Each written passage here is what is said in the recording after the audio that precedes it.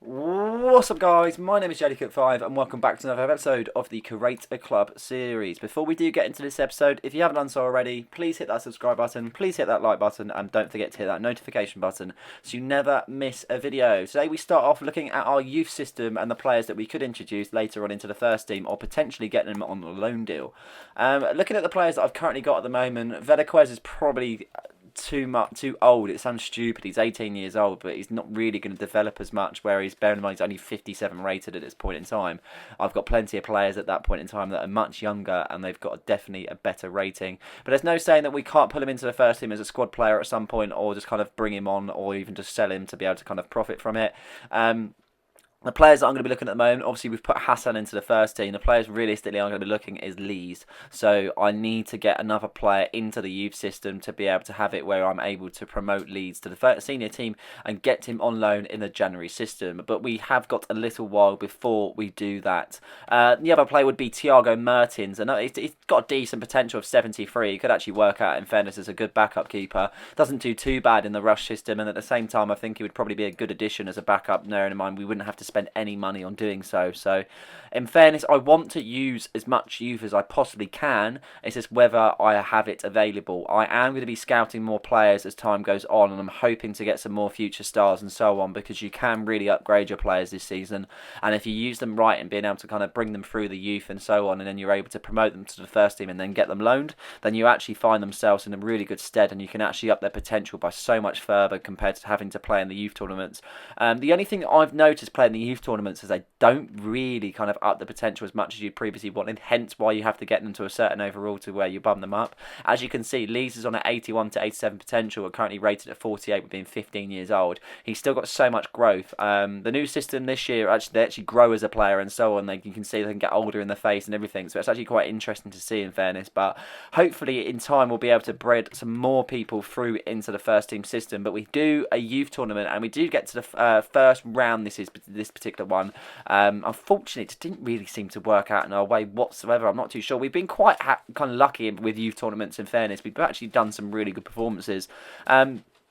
And I wouldn't even say this particular one was a bad one. It was just the fact that we just couldn't really seem to get anything going. We scored some decent goals, but every time that we did something, Sheffield Wednesday did it better. That was the different things for them. They had some good youths. This one on the ball right now, Mello, number 49, he was a unit. He so reminded me of players that you used to have on pro clubs years ago, have like a bit afro, really kind of stocky player, and he was an absolute tank for Sheffield Wednesday. As you can see, they got another goal back there, but I seemed to reply quite well against them, in fairness, and I actually really did keep up. It was just that one moment where I lacked in concentration and didn't seem to do well. Akpan, that's currently on the ball right now, he hasn't got the highest of potential, but he's an absolute unit in that midfield, and he seems to really do well in terms of his distribution and being able to retrieve the ball off of opposition players. So he might be another player that could go into the squad as time goes on. Obviously, I mentioned about Thiago Mertens going in as a backup keeper. He didn't really have the best of games in this particular one, unfortunately. But that's to be said. That's going to happen, unfortunately. It's just one of those where you have to accept it for what it is and just go from there. We do get to the last minute at 3-3. It was a really tight game, but as you can see, one bad pass and they're through. It's as simple as that in this particular tournament. And unfortunately, they take their chance, and that chance has been taken really, really well. And they get the goal, and unfortunately, that knocks us out of the youth tournament in the first round. It's a little bit unfortunate, but at the same time, we can't win them all. We've done pretty well with the youth tournament so far. You see, Akpan did actually get man of the match, so fair play to him. He did actually have a pretty good round in that particular aspect. And he did get noted on social media from Fabrizio Romano there, as you see. What's the performance? Akpan, remember the names. You never know, we might be seeing him in the first team in time to come. Now, we've been plagued with a few injuries over the past few seasons, and another one was Rodriguez, but he was only out for a month, and he is back in the squad. It'll obviously take him a game or so to get back up to fitness, but there's no reason why we won't be seeing him soon. At least he's back fit, and he'll be definitely going straight back into the side when fully fit. Well, we played them in the youth tournament, and now we've got to play them in the league. It's Sheffield Wednesday that visit the JD Cook Arena on our first game of this particular episode. Looking forward to this one. We're playing a team that's caught up with us a fair bit, in fairness, and they've done really well this season. Obviously, being relegated from the Championship, they were probably one of the teams that were contenders to be able to go back up into the Championship with the strength of the squad that they have got, and that's exactly what they're trying to do in this particular season as they keep themselves within the top 6 playoffs. As we look at the particular lineup that we have got fielding today, and Rodriguez is back into the squad. He is fit, so there's no having to wait for games whatsoever. We've bedded straight in. We have got Munir, Gibbons, Amati, Reyes, Vargas, Arango, Rodriguez, Hovreff, Zedanyas, Parkin and Tyreek George on the left-hand side. Obviously filling in for Marcelo Flores, but he's doing a pretty good job at it, I'd have to say. And in fairness, he's been doing really, really well. And hopefully we get more of it from him, because I really would like to sign him on a permanent deal as I've got the money next season. I mean, I hope I've got the money next season. I'd hate to think the price tag that Chelsea are going to put on him in time as the seasons go on. Going into this game, I wasn't really too sure what to expect, but we start the game off nice and strong. Hovreff picking out Tyreek George on the left-hand side. He looks to cut in on the left with Hovreff making an overlapping run, but we bang it into the middle of Arango there, being, and he does so well in that moment in time, but it is a decent save made by the keeper, and it does go out for a corner kick. 11 minutes being played, a decent opportunity to get a ball into the area, then the Zedanyas whips it in, Reyes latches onto it, and an own goal has been scored, but it doesn't matter whatsoever because JD Cook FC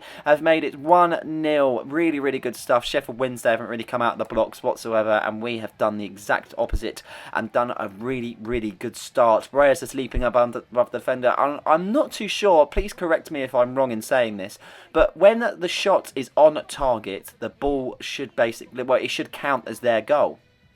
It's going in. If the player isn't there, it's going in. The keeper hasn't got to it or anything. So that touch significantly hasn't made a difference whatsoever. Let me know in the comments below if you think that should have been a Reyes goal or an own goal. I'd like to hear your thoughts on it, particularly. Going into the 20th minute now, Sheffield Wednesday look to try and create something, but Reyes intercepts the ball after a header just outside the area then as Vargas picks it out on the left-hand side. Does well to find Tyreek George on the left, putting it into Hovreff. Decent passing to Parkin there as Zedanyas picks it out on the right-hand side after an over-looping ball. Really good stuff, and this first-time passing is definitely what we want to see more in the side as Parkin looks to find Tyreek George on the left-hand side. A ball could be pumped in, and the ball is pumped in there. Hovreff wins the header, but it isn't enough to trouble the keeper as we reach the half-an-hour mark in the first half. I'm pretty comfortable in fairness, only being a goal up I know, but we look pretty comfortable and we look like we're able to do more in this tie. But Sheffield Wednesday are holding their own, but a poor pass there as Austin Parkin intercepts, finding Zedanyas on the right hand side. Opportunity to find Parkin once again there, but the effort is just straight wide. Missing a few opportunities that we might rue later on in the fixture. I'm not too sure in fairness because it's been a bit of a weird one. We've definitely been in the game and we look stronger, but I feel like there's that edge to it where they could just get themselves into the game at any point in time. And this is another chance there for Sheffield Wednesday as they try and get the ball into the area. And there's a lovely block made by Reyes as we look to clear our lines. And we've done exactly that. And that is the end of the half there. Really good defending from the boys in the first half. Hopefully that can be replicated in the second as we look for an opportunity to be able to defend here as Reyes has got his work cut out with Wilkes as he makes a really good clearance, finding Arango as we look to go on some sort of attacking options here. Tyreek George being played in by Rodriguez as George looks to make an overlapping run there, but it's not really to be done, unfortunately. We are taken out. Valerie with a very good tackle and advantage being played after Vargas takes him out, but advantage not given as we continue on with play. Vargas hitting it out on the left-hand side to Tyreek George. George back on the ball. Can he do something with it? Austin Parkin offering support. He finds Austin Parkin. He takes the hit, and that is a very good save made by the keeper then with an opportunity to score another goal there, but it wasn't to be the case for Austin Parkin. Still 1-0 as things stand as we reach the 60th minute mark now, with Sheffield Wednesday looking to try and see if they can create something for themselves. And they've got a good opportunity in this game, in fairness. As much as they are trailing, it's only half an hour in this game to do something, and they've definitely got plenty of time to be able to cause a fuss, that is for sure. As we continue on there, Masaba on the left hand side looking to try and get the ball into the area, but a lovely challenge from Arango, but it doesn't follow through, and that's exactly the problem that we have there. Jamal Lowe equaling the things, as they say. They had enough time to get back into the game, and they've definitely done that. It's JD Cook FC 1, Sheffield Wednesday 1, and thanks to the effort of Jamal Lowe, he gets the goal there. It's really good stuff, in fairness. I feel like they've been putting the pressure on in the second half. We haven't really developed too many chances, and we've had enough chances in the first half to create something. So some substitutions are going to be needed to be able to freshen up the side, I think. Just try and see what we can do in this moment as we put Arango to the attacking midfielder option. Borges is going to come in there, and we're going to make some more substitutions after that, as Ngoy is going to come onto the pitch for Zedanyas, and we're going to switch sides. Ngoy on the left, Tyreek George on the right. 9 minutes left to play, and it's been one of those games where we're actually trying to defend the point now because Sheffield Wednesday are really trying to do something here. Windass finds Jamal low once again. He's already found the goal once. Can he do it twice? As he tries and shrugs off the defender, he finds his teammates, and that is a top save made by Munir at the near post. But that was it for that particular fixture, and we have to share the points with Sheffield Wednesday. A poor draw, in the end. Just didn't really seem to get going in any means whatsoever. We started the first half quick enough, but we had enough chances, but we just couldn't seem to really take them, and that was our downfall in that particular fixture.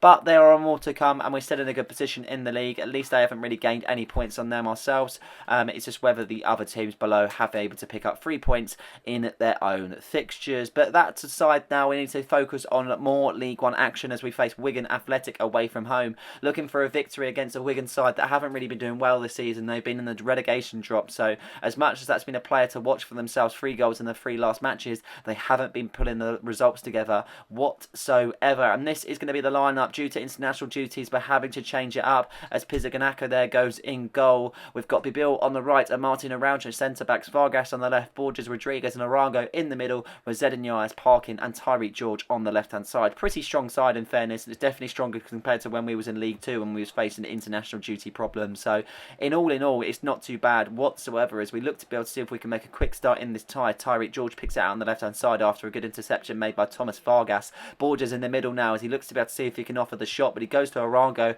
Tyreek George on the left hand side, ball pumped in, but Parkin with a simple effort denied by the keeper. As we continue on in this play, the pressure is definitely big for JD Cook FC and we're looking really promising in this tie. We just need to start strong and finish strong. That is the difference for ourselves, but Wigan are going to try and do something here from the defence, but Borges plays it out to Zedanyas on the right hand side. It's a good bit of play there, but he is denied in that moment in time, and Wigan look to be able to see if they can create their first attacking opportunity of this game as Asagard picks it up. He looks to be able to offload it to the left there as Al Char picks it out. Really good stuff from Wigan as they look to pump it forward. Sees picks it up and it's a really good bit of play, and it's exactly what you want from your striker, someone that can hammer it home, and he's definitely done that. Pizarganako should not have been beaten by the near post whatsoever, but he has done so, and unfortunately Wigan Athletic have taken the league. It's Wigan 1, JD Cook FC 0. Not the best of starts in this particular fixture. After a few chances we just haven't seemed to take them once again, and unfortunately Wigan have gone up the other end and scored. I don't think that's deserved whatsoever, but we have to accept it doesn't matter because we are 1-0 down. Really need to kind of regroup and go again in this tie if we want any sort of chance of getting anything out of this result as Borges strides forward now, and this is a perfect run by Borges, and what a goal it is by Borges. 24 minutes on the clock. It's Wigan 1, JD Cook FC 1, and Borges fires home there with an absolute brilliant effort there outside of the area. Not one to realistically score that often, but when he does it in such fashion. That's another way of doing it. Hits it on his right foot as he falls to the ground, but that is an absolutely superb finish into the top corner, and he picks up that ball knowing he wants to go again and get that second goal to be able to put us in front in this game. As we look to be able to see if we can get a second, Bibil picks it up to Parkin. Austin Parkin trying to toy with the defenders as Zedanyas is in support on the right hand side, but the touch is poor and they do get themselves back in possession as Wigan look to go forward. Asagard on the ball now for Wigan. Adiko picks it up as he looks to switch it to the left hand side to El Ajab. Does really well, to be honest, as he gets himself into the area. It's the number 14 for Wigan. He scored once. Can he score again? No, he can't. He goes to the left. Now Asagard once again there, and that is a good save made by Pizarganako, but it has been impeded for a foul for whatever reason, and a free kick has been given on the edge of the area as we reach the half an hour mark. A dangerous free kick for Wigan Athletic as Asagard steps over the free kick as he looks to take the free kick there, but it's a block made by the wall and they cannot keep it in play, but it will be a corner kick to Wigan as they look to be able to see if they can do something from this set piece. Elachab, the man to whip the ball in for Wigan as he whips it in. Deep delivery there, and no one really wins the header, and it falls to Pizarganako, and that is the end of that particular attack. With 2 minutes left in this tie, we're looking comfortable even though we are drawing. We would like to be able to kind of put ourselves up in a really good position in terms of winning as Vargas puts it out for a throw-in. I wouldn't say we've had a bad performance, but I wouldn't say we've had a good one at the same time. It's been very mixed in terms of what we actually kind of offer as a side and so on, but we can definitely get ourselves back into this tie, and it's definitely the case of big loads of defending as well, because another effort denied as Wigan Athletic try and do something from that moment in time as we have 2 minutes plus additional as we look to be able to see if we can create one last opportunity. Zedanyas looks to find Austin Parkin there. It's a good ball to Parkin. He chests it down. This is a perfect for Parkin, and Parkin takes his chance. It's Wigan Athletic 1, JD Cook FC 2, and just on the stroke of half time, Austin Parkin has been able to score that goal, and what a finish that was. A brilliant ball from Zedanyas meant Parkin was in the running to be able to retrieve the ball. He chests it down, he puts it to foot, he runs with it slightly, and he hammers it home on his right foot, putting it into the bottom left hand corner, and that is a superb finish for Austin Parkin in that moment there. Haven't really been in the game too much in this particular one, but this time round he got himself involved and he was rewarded with a goal. Into the second half now, and in fairness, Wigan Athletic are going to be able to kind of push now, because as much as they were probably sitting back for the draw, they're definitely knowing now they're trailing, they're going to be pushing for a goal as Asamoah picks it out on the right hand side, looking for an opportunity to see what he can do and get ball into the area. He plays it on the outside to Adiko then as he tries to get past, but Vargas with a very good tackle, finding Tyreek George on the left. Arango's being played in the middle. Austin Parkin now picks it up. Good shift of play there from JD Cook FC as Tyreek George picks it up once again. He finds Parkin, and that is a decent effort denied by the keeper, and that just goes into the Wigan players' feet as they look to clear their lines, but the pressure is not stopping there, reaching the 64th minute mark in this tie. 25 minutes left to go or so, plus the additional time that we have got added, and we're still going to have to defend this lead, and I don't feel that comfortable in regard, because we know we need a goal cushion. That goal cushion gives you so much breathing room, and this moment in time, if they have one good opportunity and take it, they are back into this game. There is no doubt about it whatsoever as Weir picks it up and he passes it to Adiko. Wigan looking good in the attack as he finds Smith. Smith could stride forward, but he turns his man. He looks to find an option there, but he just can't do so. He goes back to Adiko now. Really good stuff from Adiko, and that is a very good save made by Pizziganako after kind of conceding a little bit of a weird goal. He gets himself back in the good books with a very good save. As you can see, Arango just leaves the pitch for Isaac Prince as he comes on as a substitute. Ball whipped in from the corner after a great save from Pizziganako, and it goes out a play for Wigan as we look to go on some sort of attacking option for ourselves as Rodriguez finds Austin Parkin. Parkin could find many options, and one of them is Tyreek George. Counter-attacking football so far, trying to get ourselves into the area. Many players surrounding Tyreek George, but he gets himself into the box there, but he just can't finish. But it doesn't matter in the end, because the full-time whistle has been blown against Wigan Athletic. We played against a team that was struggling, but at the end of the day, we came out victorious. It was Wigan 1, JD Cook FC 2. Not a glorious performance by any means whatsoever, but it is a win, and that's all I care about. I can't really note any decent performances, in fairness, because there were a few lacklustre players in this particular game, as much as there were a few players that got the goals and there was a few decent defensive duties. All in all, I can't say it was anything special compared to what we used to be displaying on the pitch. As we have some simulation games, then we face Burton Albion in one of them there as we get a 4-1 victory. Good stuff there from the boys as George, Arango, Borges and Reyes all get on the score sheet to be able to solidify all 3 points at home and an easy win against Burton Albion.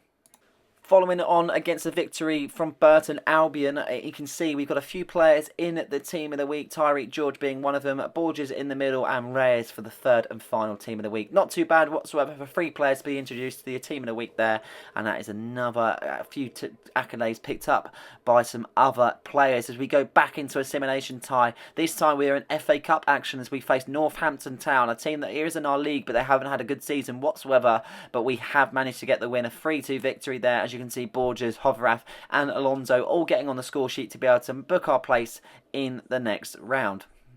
Final game of the episode comes up against Blackpool away from home as we visit the seaside town, looking for an opportunity to get all 3 points on the road once again. Blackpool have had a mix of a season, in fairness. They've been pretty mid-table, sitting more towards the relegation than they are promotion, but at the same time they're going to be wanting to win this the same as what we are. We're looking forward to it though, nevertheless, as always, compared to all the fixtures that we do have. It's a long old schedule, don't get me wrong, but as you can see on the top goal scoring teams, we're on 37 compared to Sheffield Wednesday's 29, so we are doing something right in front of goal. Let's hope this is the case in this particular fixture as we look at the lineup. A few players back from international duty then as we change a few things up. Manir in goal, Gibbons and Marty Reyes and Lewis is your centre like defensive pairing. Borges and Rodriguez with Hovrath in the middle with Zedinyais, Parkin and Tyreek George as your attacking players. Same sort of team in terms of the attacking sides, but I don't really have much solution in terms of being able to alternate. But let's go into this tie then. 10 minutes into the tie. It's been a bit of a quiet first 10 minutes, but as we reach the 10 minute mark, Blackpool try and create an opportunity for themselves as Gabriel finds Joseph, the number 9 for Blackpool finds Fletcher.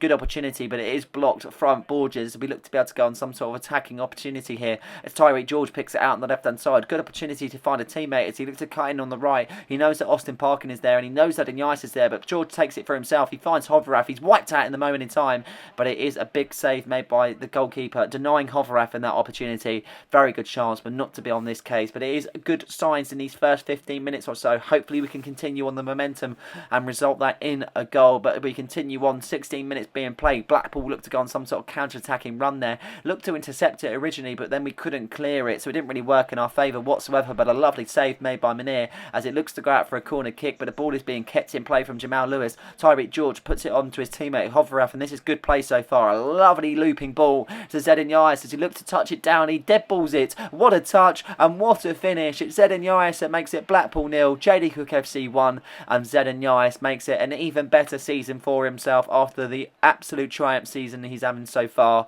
Could not put a foot wrong in this moment in time. He's getting the goals, he's getting the assists. What more could you want from your attacking winger?